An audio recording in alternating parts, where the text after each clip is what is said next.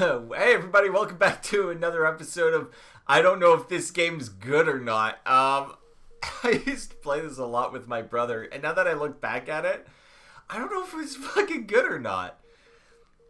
So anyway, on the last episode, or the one I guess that kind of ties into this, I talked a little bit about X-Men Apocalypse without spoilers. So this is going to be the spoiler episode. So if you have seen the movie, stick around. If you haven't, you probably don't want to see this just yet, because I am going to be giving a little bit of stuff away. So I'm just going to do practice mode, and we're going to reenact some of the fights through this movie. Although, Angel's not in this. I can't do the opening fight. Hang on, let's look at these models. Okay, that's an alright Cyclops. Man, Wolverine looks like his face is melting off.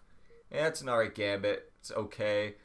That's a pretty shit looking beast. He looks like a goblin from Lord of the Rings. Oh, look at those sex eyes, Gene. Or Phoenix. That's a retarded toad. That's not a bad Mystique. Wow, she has huge boobs.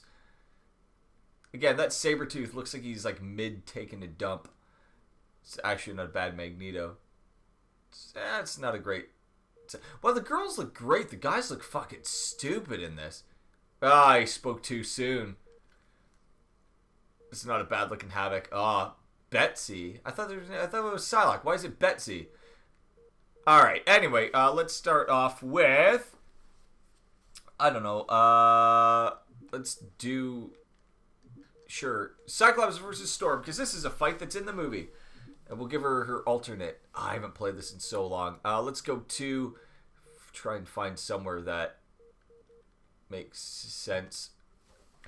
Alright, so my overall impressions with X-Men Apocalypse, as I said in the last episode, I really like this movie. It's getting really mixed reviews. It's getting... Some people love it, some people hate it. I personally really enjoyed this movie. Almost as much, if not more, than Days of Future Past. I thought there was more action in it, more humor in it. The effects are really cool.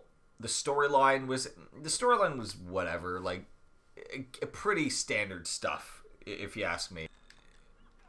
So let's start off with the plot. Again, it's pretty standard stuff, if you ask me. Again, Apocalypse has come back after being in basically a coma for thousands of years, and he comes into a world that's very unfamiliar to him. Everything has changed. Everything he knows is different. And he doesn't like it. He sees that people are now, worshipping false gods, he says. And it's cool. It gives his character a really good reason for wanting to kind of cleanse the world. He was the top guy. And now he's not. People have lost their way, he seems. And so this movie opens with, I actually really like the opening of this movie. It had a good kind of almost like Mummy Returns type thing going on. With kind of an opening segment in Egypt. And you see, Apocalypse's like original, maybe not original, but that current following that he has, the four horsemen of that era. You get a really cool opening sequence with him being kind of betrayed by his followers, and he gets kind of locked away under the rubble of this big pyramid. So the opening scene I thought started off strong, and then you get a shot of Cyclops in school and his powers kind of developing. And I really liked it. I really liked how they used Cyclops in this movie. Again, he's one of my favorite, if not my favorite, X-Man, which I get a lot of flack for, but whatever. I'll defend it. I've said it. I'm not going back on it. He is one of, if not my favorite. So the overall plot in this, pretty cookie cutter, if you ask me. Apocalypse has come back. He's going to destroy the world, build it in his image. Pretty standard stuff, not breaking any new ground there. Not that you really have to. Let's go over kind of the characters in this movie. How do you fucking do that shit? I can barely do anything. So let's look at the X-Men real quick. again, Cyclops, Jean, Nightcrawler, Quicksilver are kind of the ones that they focus on the most, and I guess Beast. Raven's in there as well. Again, Jennifer Lawrence kind of phoning it in at this point. Now, the thing that I kind of had to accept with this movie was she is no longer Mystique. She is Raven. So her character is very different now. And again, you get that opening scene with her rescuing Nightcrawler and Angel from that cage fight, which is very reminiscent of the first X-Men movie with Wolverine. So let's change our characters. Oh, I could just do it on the fly. That's awesome. Let's go with Wolverine. Yeah, baby. So again, a lot of people are saying that she's not given the strongest role in the world, and she really has just become the Katniss character in this movie. Like, really. She's traveling around the world with the Nightcrawler now, trying to, rescue and save mutants. Again, not breaking any new ground with that. God, I'm getting my fucking ass kicked.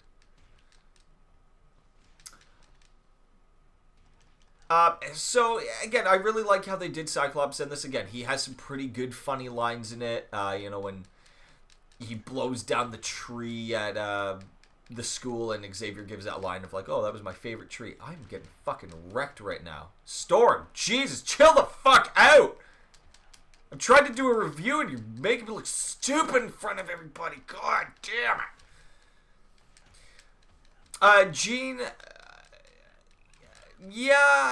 Jean was kind of what I expected in this. She has that really cool like nightmare scene where Xavier kind of goes into her head for a minute and sees all the fucked up shit that she's dealing with. And she sees Apocalypse. She knows it's coming, and Xavier's trying to keep her calm, but he kind of knows something's happening as well. Nightcrawler, I think they did him really well in this movie. He has a lot of funny scenes in this movie. He has 2 good fight scenes with Angel, even though they're like pretty much the exact same fight both times. Wow, I'm just pressing fucking... Is there no block in this? How the fuck do you block? How the hell do you block in this? Yeah, but both of their fight scenes are pretty standard, like pretty similar in terms of like how they work and how they end. Beast, again, like we've seen Beast in 2 other movies, and again, he plays the part pretty well. I'm not a huge fan of his look. I never have been. Like, even in First Class, I was like, he could have looked better. So, overall, like, I really like how they did the X-Men, and what did I say was going to happen in this? I said Havoc was going to die, and he fucking died. And I said Jubilee was going to die, but she... like had all her parts cut from this movie, so I guess she kind of died anyway. And again, Quicksilver absolutely steals the movie. I think he's the best part of this movie by far. Like, he has the best lines in it. His scene where he comes in, and again, very similar to Days of Future Past, where he comes in and he's basically running through the X-Mansion as it's exploding because Apocalypse has come and stolen Xavier, and Havoc accidentally like blows up the jet, and it kind of blows up the entire school. And he comes in and he's listening to Sweet Dreams Are Made of These, and it's just a really funny scene. Again, he like totally steals that segment, in my opinion. So that's kind of the X-Men. Let's talk a little bit about the 4 Horsemen, because honestly, very underutilized in this movie. And that's the biggest complaint that I have about this movie is they seemed very replaceable. Like, they seemed like the first fucking guys that Apocalypse found when he woke up. Like, he sees Storm make a little, like some wind in a city, and he's like, oh, she's very powerful, and I need her on my team, and blah, blah, blah. And so he augments her powers. And they do that really cliche thing, and they did this in Age of Ultron, where Apocalypse, like, the way he learns about humanity is he puts his hand on, like, a TV, and he's like, she's like, what are you doing? And he's like, I'm learning. God, why the she can fucking fly. How do I hit her if she's up here? That's cool. That's some, like, burst limit stuff. again, I'm never a big fan of when you do that in movies. It just seems really like cheap and easy to do. Like that's how the guy learns all this shit. Then you meet Psylocke, and again, like there's no real reason why Apocalypse chooses his four horsemen, except for maybe Magneto. So it seemed kind of like they were just didn't. They didn't have enough in this movie. Like, I would have liked to have seen equal screen time with them and the X-Men. Again, like, Angel, his transformation into Archangel is really cool. Like, really powerful.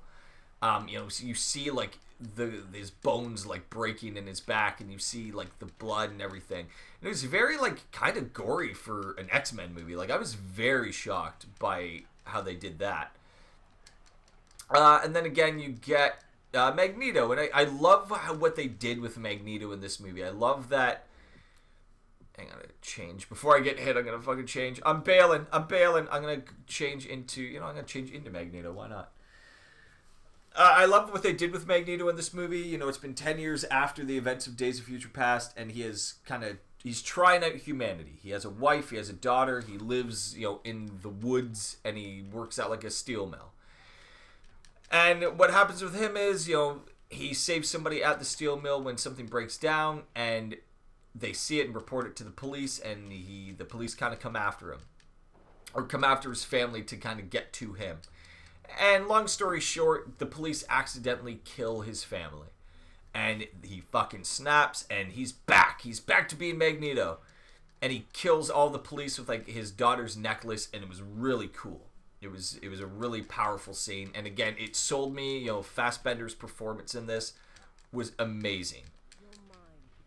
Him and McAvoy, like you know, Xavier and Magneto, again, are really the strong points of this movie.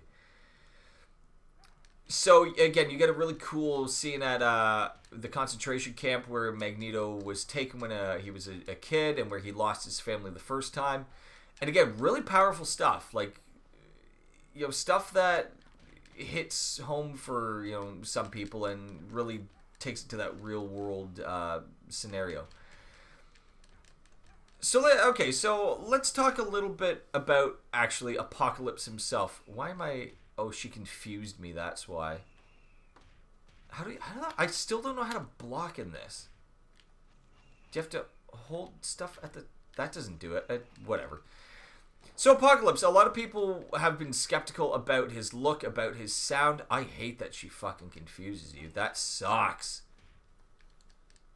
You know what? I'm going to change her because that's really fucking hard to control for no reason. Let's change him to the Juggernaut, bitch. So yeah, Apocalypse, a lot of people were very skeptical about Apocalypse.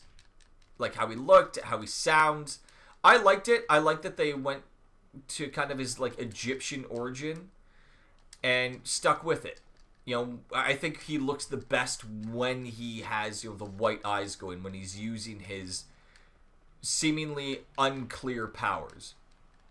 Like he can melt people into walls and like cut people's heads off with sand, and also make giant pyramids in wherever he wants, and fucking can just make you a costume. He just puts his hand on you and your costume just comes on. And he travels around in his little Apocalypse bubble. But whatever. Again, like, I liked his powers. I found that he was very intimidating in this movie. Because he moves very slow. He's very methodical. And when he starts getting mad, like, he gets mad. And it made him feel very, just very intimidating. Like a very big threat. Again, one thing that a lot of people didn't like was his voice. Yeah, they could have gone like a cooler, I don't know, deeper voice or whatever.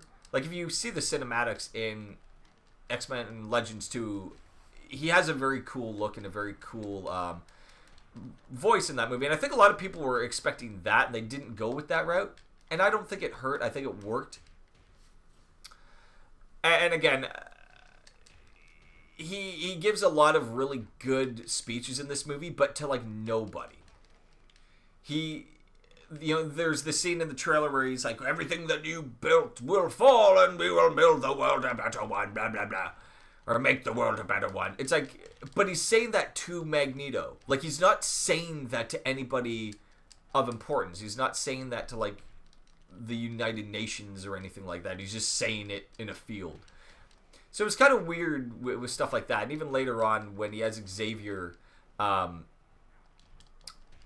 connected to everybody, and he's telling Xavier to give this speech, and he's not giving it, and Xavier's giving it. It was just weird that it felt like he never really contacted anybody directly, which I guess kind of makes sense. If he's a pharaoh, he's gonna have his minions do his work for him. So I guess it worked.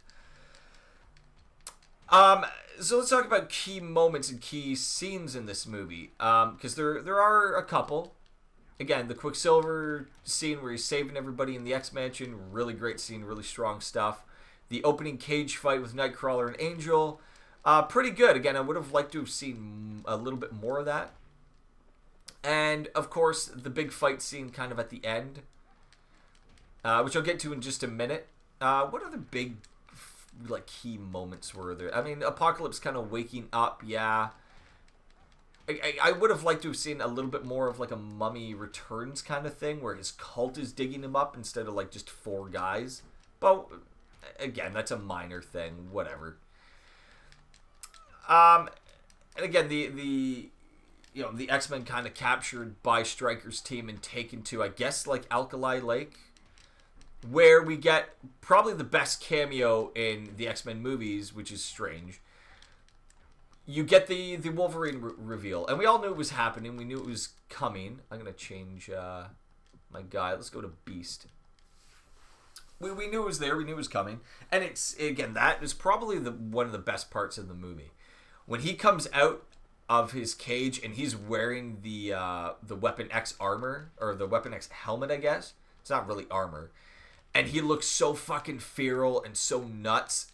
And he's just running through, just killing everybody. It's awesome. It's not like Deadpool levels of like gore or anything like that, but there's there's blood, there's violence. There's a lot of violence in this movie. What did I do? What the hell was that? I'm just button mashing right now. I'm not even really paying attention. I'm talking about a movie. So again, like that cameo was really strong. You do get, again, the explosion that kills Havoc was, I don't know if it was a key moment, but I guess that's what like kind of drives Cyclops to really stick with the team and carry on the legacy in a way. But then you get the ending fight, or the big kind of battle in Cairo between the 4 Horsemen and the X-Men, and it's great. Like, it is a good solid fight scene, and the payoff is, I think it was pretty good. Again, I just wanted to see more stuff with the Horsemen. I would have liked to have seen like maybe 2 or 3 confrontations throughout this movie of fights going back and forth. Well, let's change him from the Juggernaut real quick. So you get this fight. You get the Psylocke and Beast fight, and it's pretty good. It's not bad. Again, I would have liked to have seen a little bit more. Again, Psylocke uses her big energy blade in a cool way. She makes like an energy whip at some point. It's awesome. It's really cool stuff. Get the fuck out of here. Get the fuck out of here. Again, you get like a Nightcrawler Angel fight again, and it's almost the exact same fight as the cage fight. Like, it almost ends in the exact same way. And one of my questions is, like, does fucking Angel die in this? Like, what the fuck? Look how... What was that? But does Angel die in this movie? Because he gets stuck in the kind of the X-Men's plane. It's not the X-Jet. Look at that! Look at this shit! Ah! I love it! But yeah, he gets stuck in the plane, and the plane crashes, and then, like, Apocalypse comes out and sees him, like, on the ground. And he's just like, worthless or pathetic or whatever he says. And it's like, is he dead? Because it would have been cool to see them use Angel in a bigger way. Like, make him more Archangel and more intimidating. Because he's a very big part of the Apocalypse storyline. So, I don't know. They kind of missed an opportunity with that, I felt. Again, same with, like, the Storm Cyclops scene. You basically see that entire fight in the trailer. It's not a very big fight. Like, she shoots the lightning, he shoots his lasers, and that's pretty much the extent of it. It wasn't huge. But probably the biggest reveal that you get in this movie, the biggest moment in this movie, is when Apocalypse goes into kind of the psychic realm with Xavier, and you see that in the trailer as well. And that's where Apocalypse kind of grows and grabs Xavier and like throws him to the ground and all that. And Xavier's getting his ass kicked, and he calls out to Jean. He needs Jean to come into that realm and help him. Tag me out. I'm getting my ass kicked here. And he tells her to, let it go. Let all the rage, let your power just fucking flourish. And you get the Phoenix. She basically lets go of all her anger, all her rage, and explodes into this big fiery Phoenix. And it's great. It's not exactly what the Phoenix is, but it's better than X-Men 3. I'll say that for sure. So you get that, and they beat Apocalypse. He basically gets blown apart by the Phoenix. Whether or not he's dead, I think that can be left open to interpretation. Maybe he is. I like to think that he's probably not, but who knows? We'll see. Just other little key things. Again, you get Magneto kind of turning on Apocalypse because Raven convinces him that he's being a dick again, and he decides to join. And again, he's one of the big reasons why they beat Apocalypse. There's also that great moment earlier on in the movie where the young team of the X-Men, like Cyclops, Jubilee, Nightcrawler, and Jean, go to see, I think it's like Return of the Jedi. And afterwards they're talking about it, and they're saying like, oh, the first one's the best, because if you didn't have the first one, you wouldn't have all of them. And then I think like Nightcrawler or whoever's like, oh, the second one's the best because it's the most iconic one. And Jean kind of says, oh, we all know the third one's the worst. And again, it's a shot at X3. It's a shot at Ratner, which is totally justified. And a lot of people are saying it is a shot at this movie as well. A lot of people are saying this is the weakest out of the three. I like this better than First Class. I would say it's on par with Days of Future Past in terms of action and everything. And effects, this movie is way bigger, way more spectacle. And I liked it for that reason. Now, the one thing that I haven't talked about, and I want to leave it right till the end, is the biggest, bigger than the Phoenix. This is like the biggest reveal. This is what got my dick rock hard. You finally get the reveal of the X-Men in their 90s costumes, or a very close adaptation at the end of this movie. I knew it was coming, and when it happened, I was so satisfied and so fucking happy, guys. When Cyclops turns around and he's wearing the blue outfit and he's got the silver visor and he turns it on, I got excited. And you see Nightcrawler and he's looking spiffy. And, Quicksilver's looking great. And Jean's looking great. And it's funny, I didn't get a close enough look at Jean's costume, but it is very close to the 90s costume as well. So you get that really big reveal. Like, the next movie, we're finally going to get to see them in their costumes. And we get Bald Xavier. And we get an origin story for how Xavier loses his hair. He loses his hair because Apocalypse is trying to transfer his consciousness into Xavier, and it just melts his hair off. And it's fucking hilarious. Because, like, that's how it happened in this universe. And I loved it. Because that's the most important origin, I think. I like Phoenix, whatever, Apocalypse, whatever. I want to see how Xavier goes bald. And it's beautiful. It's a thing of beauty, guys. But yeah, so going to the end of this movie, that origin kind of aside, we finally get to see what, like, really everybody's been waiting for since the very first X-Men movie. And it's making me very, very excited for the next one. And again, you get introduced to the Danger Room right at the end. Like, they're all in there. Mystique's giving her, or I guess Raven is giving her speech, and the doors open, and out come the Sentinels, and it basically ends there. So we get the Danger Room, we get the costumes, we get Bald Xavier, we get just everything that we need to set up the next one as well, and I'm very excited for the next one. So again, it sets everything up for the next one, and you get a very weird kind of after Oh, they give him the sword. You get a very weird after credit kind of teaser. Basically, like the guy's walking through the Weapon X facility as they're cleaning up the whole Wolverine mess, and he grabs some vials from like the little cooler in there, and he closes the briefcase and it says like Essex Corps, and there was like such a fucking hush of people going, what? Like nobody fucking knew what that meant, and it basically means Mr. Sinister. Like that's gonna be your next villain. But it was such like a weird, elaborate Easter egg, I guess, to throw into that, because the average viewer like does not know. Well, I don't understand how that works at all. But the average viewer just I don't think knows enough about that. Like who Essex Corp is and Sinister and all that. They should have revealed it in a better way. They should have actually shown Sinister. But again, like there's little things that they could have changed, and again, I felt that way about Civil War. I felt that way about Deadpool. There's just little tiny things that would have made it a stronger, better movie. But it's not bad. It's again, out of all the X-Men movies, I don't know if it's my favorite one. I really like X-Men 2. I would say this is probably my favorite, or at least second favorite. And again, Days of Future Past, really good movie. This is a really good movie. This trilogy that they've done I think it's strong. I think it is a very strong trilogy thus far, and I'm excited for the next one because they've already announced it. So it'll be cool to see what happens with it, and I just hope that they learn from this about using your villains in a stronger way, especially if you're building up the Four Horsemen.